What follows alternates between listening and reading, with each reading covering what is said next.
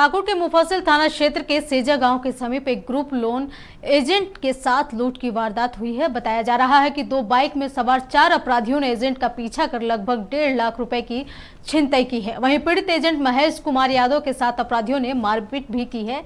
Agent की शिकायत पर पुलिस अपराधियों की तलाश में जुट गई है।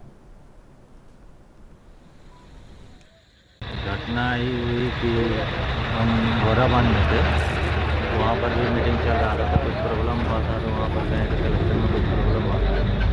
तो यहाँ से मेरा ही एक स्टाफ फ़ोन किया कि सर यहाँ पर इस तरह का बात है कि मतलब क्या इसका पैसा मतलब छिनताई हो गया तो आइए यहाँ पर। तो हम यहाँ पर आए तो देखे यहाँ पर वही लड़का यहीं पर सोया हुआ था। तो उसी को पूछे क्या किया हुआ कि नहीं सर मेरा पैसा छीन लिया, मारपीट भी किया, 2-3 फाइट मारा भी है।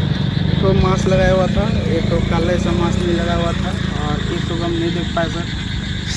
हम जब मेरा गाड़ी रोका सर, चाबी गाड़ी का लिया तो उसके बाद सबसे पहले मेरा डिक्की से बैग लिया सर। उसके बाद हम नहीं देने लगे सर चाबी, तो मेरा कपड़ा वपड़ा फाड़ दिया। ठीक है, मेरा पर्स में 3100 रुपया पैसा था सर। ठीक है, मेरा पर्स ले गया था, मेरा मोबाइल और जिस बैग में